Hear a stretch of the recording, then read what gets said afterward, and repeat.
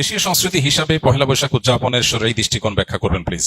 দেখুন, ইসলামে একজন মানুষকে বেঁচে থাকার জন্য আনন্দ, বিনোদন এবং সাংস্কৃতিক যে আয়োজন আছে সেগুলোকে ইসলাম মৌলিকভাবে নিষেধ করে না, বরং পৃথিবীর যে কোনো দেশের যে কোনো অঞ্চলের মানুষের নিজস্ব যে সংস্কৃতি আছে, নিজস্ব যে কৃষ্টি কালচার আছে, এই সমস্ত কৃষ্টি কালচার, আনন্দ, বিনোদন, সংস্কৃতি এগুলোর কোনোটা যদি কোরআন এবং হাদিসের সাথে মৌলিকভাবে কোনো সাংঘর্ষিক কিছু এগুলোতে না থাকে, তাহলে শরিয়া সেগুলোকে অনুমোদন করে, নিষেধ করে না। যেমন আমাদের নবী করিম সাল্লাল্লাহু আলাইহি সাল্লাম মক্কায় এবং মদিনায় তার এই উভয় জীবনে মক্কার এবং মদিনার মানুষদের আবহমান কাল থেকে চলে আসা অনেক কৃষ্টি কালচার আছে যেগুলোকে তিনি অস্বীকার করেননি, যেগুলোর সাথে কোরআন এবং হাদিসের কোনো সংঘর্ষ নেই। আর যদি কোনোটার কোরআন এবং হাদিসের কোনো বিশেষ নির্দেশনা, নীতিমালা, প্রিন্সিপালস এর কোনো সাংঘর্ষিকতা তিনি দেখতে পেয়েছেন, তাহলে সেটাকে তিনি নিষেধ করেছেন। আরবের মানুষের বহু কৃষ্টি কালচারকে নবী করিম সাল্লাল্লাহু আলাইহি সাল্লাম মৌন সম্মতির মাধ্যমে অনুমোদন করেছেন, কারণ সেগুলোর সাথে কোরআন হাদিসের কোনো সাংঘর্ষিকতা পাওয়া যায়নি। আমাদের দেশে এরকম অনেক কৃষ্টি কালচার গ্রাম বাংলায় ছিল, এখনো অনেকগুলো আছে। যেমন একটা অত্যন্ত পরিচিত উৎসব, একটা সংস্কৃতি আমাদের সমাজের গ্রাম বাংলার ছিল, সেটা হলো নবান্ন উৎসব।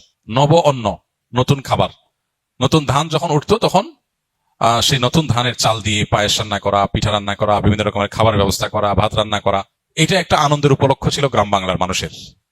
ঘরে ঘরে ধান উঠেছে, সে উপলক্ষে রান্না বাড়া এবং খাবার দাবার ব্যবস্থা করা। এই নবান্ন উৎসব এখানে এমন কিছু নাই যেটা আসলে শরিয়া নিষেধ করেছে, অতএব শরিয়া দৃষ্টিকোণ থেকে এটা নাজায়েজ কোনো বিষয় না, আমরা সেটা করতেই পারি। এরকম অনেক উৎসব আছে যে উৎসবগুলোকে শরিয়ার দৃষ্টিকোণ থেকে নিষিদ্ধ বলার কোনো সুযোগ নাই। পহেলা বৈশাখের কথা যদি আমরা বলি, তাহলে সেক্ষেত্রে আমরা দেখতে পাই পহেলা বৈশাখ এটা আসলে বাংলাদেশের বা বাঙালি জাতির আবহমান কাল থেকে চলে আসা কোনো কালচার কিনা। পহেলা বৈশাখের যে রূপ আমরা দেখতে পাই এখন, এটা তো শুরু হয়েছে 1989 সাল থেকে। ধাপে ধাপে এটা পরিবর্তিত হয়েছে, সেটা আমরা জানি সবাই।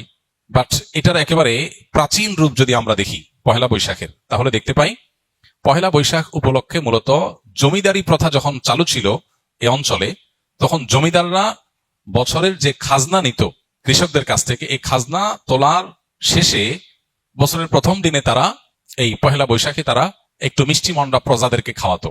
তাহলে এটা ছিল খাজনা উত্তোলন উৎসব, যেটা করতো জমিদারেরা। জমিদার প্রথা বিলুপ্ত হয়ে যাওয়ার পর এই খাজনা উত্তোলন প্রথাও বিলুপ্ত হয়ে গেছে। এরপরে পহেলা বৈশাখের দ্বিতীয় ধাপে যে কালচারটা আমরা আমাদের শৈশব থেকে দেখে বড় হয়েছি গ্রাম বাংলায়, সেটা হলো গ্রামে শহরে সব জায়গায় একটা কালচার ছিল, সেটা হলো হাল খাতা। সারা বছর যত রকমের ব্যবসা বাণিজ্য হতো, বিশেষ করে মুদি মালামাল, অন্যান্য যে সমস্ত সব রকমের ব্যবসা বাণিজ্যই যেগুলো চলমান ছিল, দোকানদারেরা তাদের সারা বছরের যে লেনদেন হতো, বাকিতে যে লেনদেন হতো, এই সব পাওনাদারদেরকে চিঠি দিত চৈত্র মাসে যে পহেলা বৈশাখ শুভ হাল খাতা, দোকানে আসবেন, দেনা পরিশোধ করবেন, যেহেতু দেনা পরিশোধ করছেন সেজন্য আপনাকে একটু মিষ্টিমুখ করানো হবে। এই হাল খাতার কালচার গ্রামে শহরে সব জায়গায় ব্যাপকভাবে আমাদের দেশে প্রতিষ্ঠিত ছিল। সারা বছরের দেনা পহেলা বৈশাখে এসে পরিষ্কার করে, ক্লিন করে, নতুন করে আবার খাতা খোলা হতো। এই জন্য এটার নাম ছিল হাল খাতা। এই হাল খাতা হলো পহেলা বৈশাখের দ্বিতীয় ধাপের সংস্কৃতি বাংলাদেশের মানুষের বা বাঙালির। এরপরে 1989 সালে মূলত ঢাকা ইউনিভার্সিটির চারুকলা ইনস্টিটিউট থেকে কিছু শিক্ষক শিক্ষার্থীদের উদ্যোগে সর্বপ্রথম পয়লা বৈশাখ উপলক্ষে যে শোভাযাত্রা বের করা হয়, সেই শোভাযাত্রার নাম ছিল কি?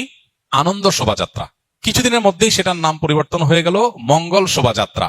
তারপরে আবার সেটা পরিবর্তিত হয়ে এখন বৈশাখী শোভাযাত্রা বা অন্য কোনো নাম পর্যন্ত হয়তো এসে ঠেকেছে।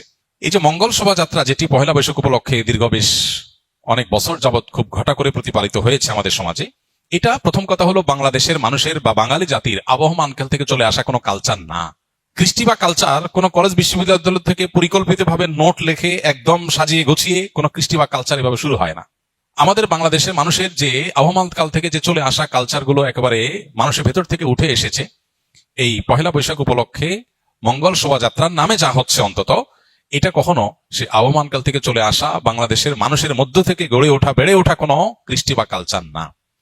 এটা হলো প্রথম কথা। দ্বিতীয় কথা হলো যে এই পহেলা বৈশাখের মঙ্গল শোভাযাত্রাকে ঘিরে যত আয়োজন হয়ে থাকে, বিশেষ করে মঙ্গল শোভাযাত্রা যে বিভিন্ন প্রাণীর মুখোশ এবং বিভিন্ন রকমের প্রাণীর ভাস্কর্য এটা নিয়ে যে র্যালি বের করা হয়ে থাকে, খুব সচেতন ভাবে আপনি লক্ষ্য করলে দেখতে পাবেন এখানে পেঁচা, ইঁদুর, হাঁস, ময়ূর এমন কিছু প্রাণীর মুখোশ সেখানে খুবই পরিকল্পিতভাবে ব্যবহার করা হয়, প্রদর্শন করা হয়, যেগুলো একটা বিশেষ ধর্মের মানুষের ধর্মীয় বিশ্বাসের সাথে সংশ্লিষ্ট, যেগুলোর অনেকগুলোই হিন্দুদের বিভিন্ন দেবতার বাহন হিসেবে হিন্দু ধর্মে এটি প্রতিষ্ঠিত।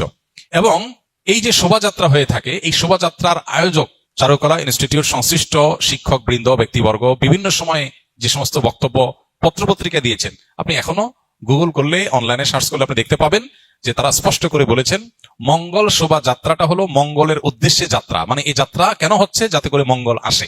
তো একজন ইমানদার তিনি মঙ্গল আসার জন্য দোয়া করবেন আল্লাহর কাছে, আর চেষ্টা করবেন, পরিশ্রম করবেন। প্রতিদিন প্রতি ওয়াক্ত নামাজে আল্লাহ আমাদেরকে মুয়াজ্জিনের মাধ্যমে ডাক দিচ্ছেন, হাইয়া আলাস সালাহ হাইয়া আলাল ফালাহ, মঙ্গলের পথে আসো। প্রতিদিন 5 বার ডাকা হচ্ছে। সালাতে আসার, আল্লাহর কাছ থেকে দোয়া করে প্রার্থনা করে মঙ্গল চাওয়ার নির্দেশ আমাদেরকে দেওয়া হচ্ছে। সেখানে এই বিশেষ প্রাণীর মুখোশ এটা ধারণ করার, র্যালিতে নিয়ে বের করার মধ্য দিয়ে মঙ্গল আসতে পারে বা মঙ্গল এভাবে আহ্বান করে মঙ্গল আনা যেতে পারে, এরকম বিশ্বাস করা ইমানের সাথে অসঙ্গতিপূর্ণ।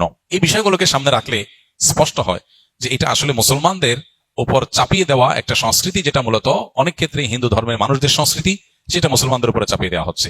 পহেলা বৈশাখকে ঘিরে, মঙ্গল শোভাযাত্রাকে ঘিরে যে কালচার, যে কৃষ্টি আমাদের সমাজে আজ পরিচিতি লাভ করেছে, যেটা আমরা মঙ্গল শোভাযাত্রা দেখতে পাই, এইটাতে আপনি যে সমস্ত উপাদান দেখতে পাবেন, এগুলো মূলত একটা বিশেষ ধর্মের মানুষের ধর্মীয় বিষয় আশয়, সেগুলোকে বাঙালি সংস্কৃতির নামে আমাদের সমাজে গেলানো হচ্ছে। খুবই দুর্ভাগ্যজনক বাস্তবতা। নবীজি বলেছেন, মান তাশাব্বাহা বিকওমিন ফাহুয়া মিনহুম, যে ব্যক্তি কোনো জাতির সাথে সাদৃশ্য গ্রহণ করবে সে তাদের অন্তর্ভুক্ত হয়ে যাবে।